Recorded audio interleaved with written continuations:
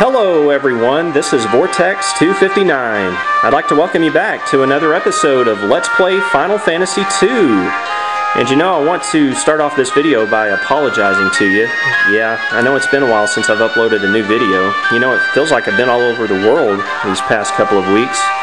The end of July I had to go up to Kansas City, Missouri for a training class for my job.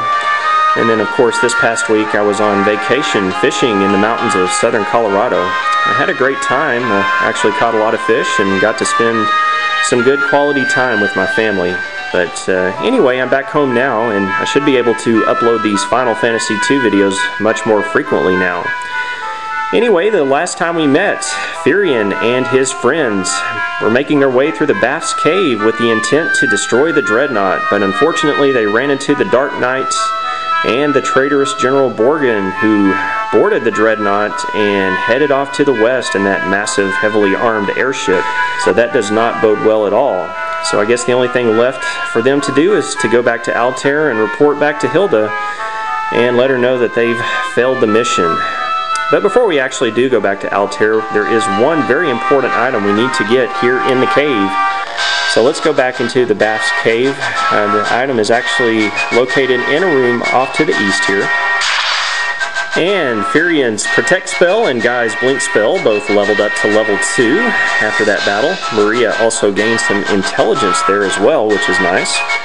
Okay, let's go off to the east here and enter this room. And to save you a lot of headaches later, be sure you go ahead and pick up this treasure chest. You will definitely need it. If you don't get it now, you'll have to come back later for it.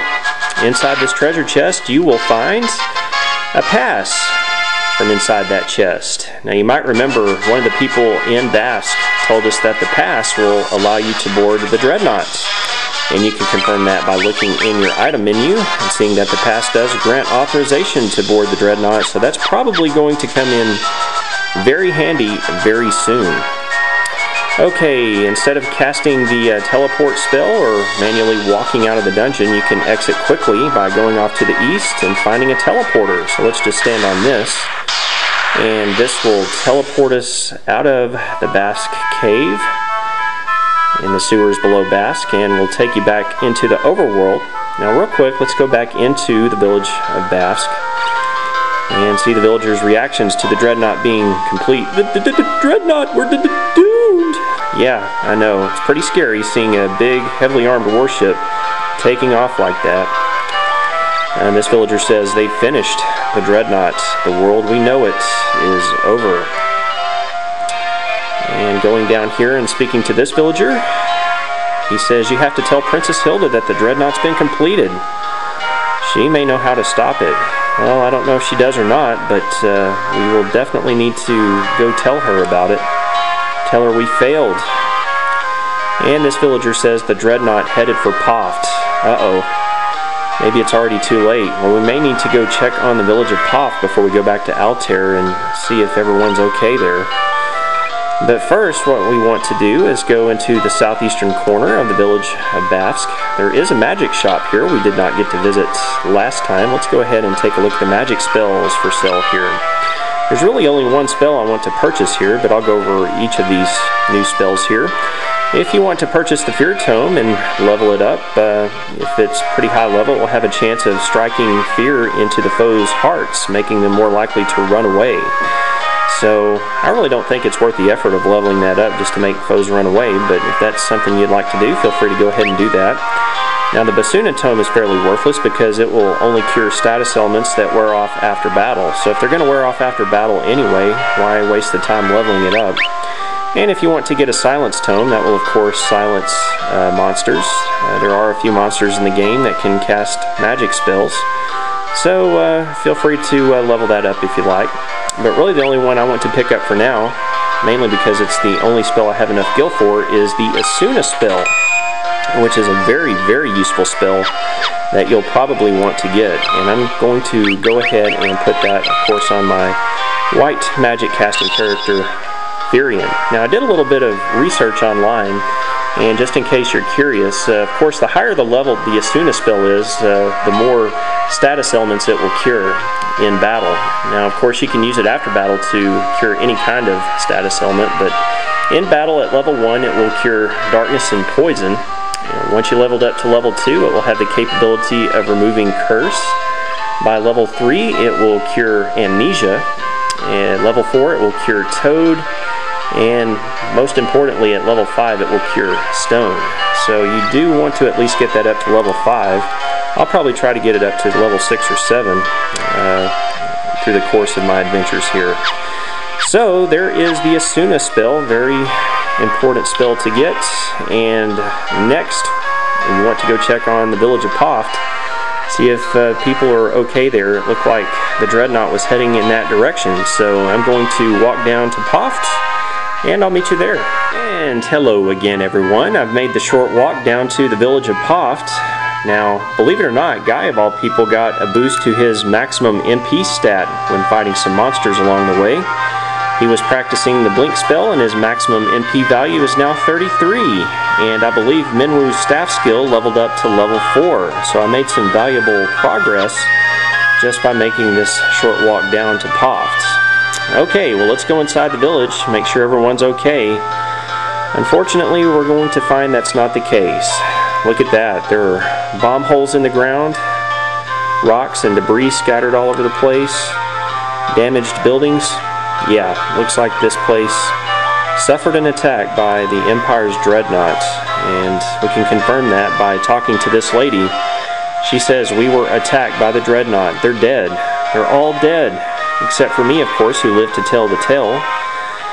So, yeah, unfortunately, Poft was blown to smithereens by the Dreadnought. Of course, the gill-hogging pirate is still alive. You'll still have to pay 32 gil to ride the boat. Don't think you're going to get it for free now. And if we go inside the pub, we'll find all the pilots that were in here earlier are now gone. I guess they were killed in the attack too, except for these other two gill-hogging pirates, Sid and his underling. Let's go ahead and talk to Sid here. Now, last time we learned the key term airship, and Sid didn't have too much to say. However, if we ask him about airship this time, he will tell us that airships are powered by sunfire. I'm sure the Dreadnought's no different, so we can learn a new key term here, sunfire. So we'll come back here and ask Sid more about sunfire a little bit later. What we want to do first is go check on Hilda and make sure that the rebels are okay, and see if Altair was also suffering an attack by the Dreadnought. So let's go to Altair.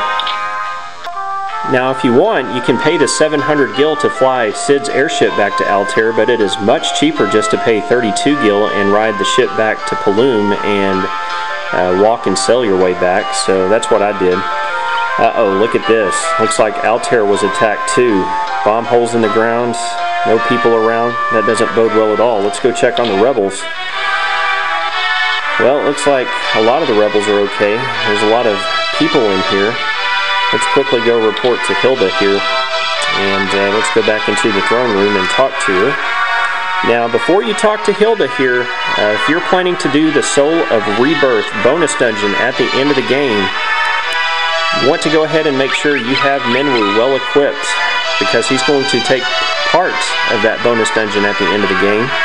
You can see I have him equipped with all mithril equipment, which should be fine for the beginning of the bonus dungeon. But if you don't have him well equipped, you might not want to talk to Hilda yet at this point in the game, because once you do talk to Hilda, Minwu's going to leave the party for good, and you're not going to have another chance to equip him for that bonus dungeon. So this is the only time you can do that, so go ahead and do that before you talk to Hilda at this point. I think I'm ready for him to go, so let's talk to Hilda here.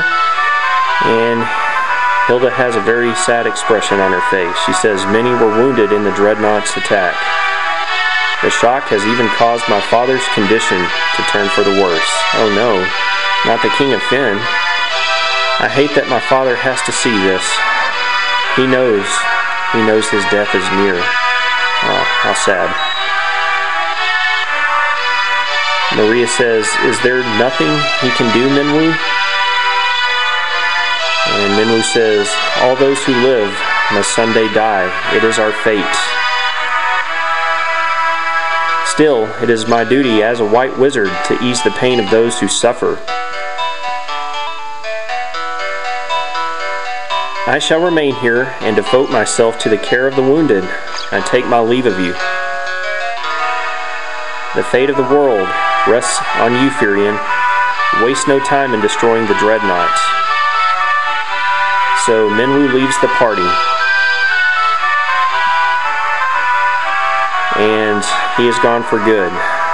So it looks like the rebels have suffered a severe blow. The Dreadnought has destroyed towns such as Poft and Paloon, and now Altair, and the king is near death. What tasks await us next?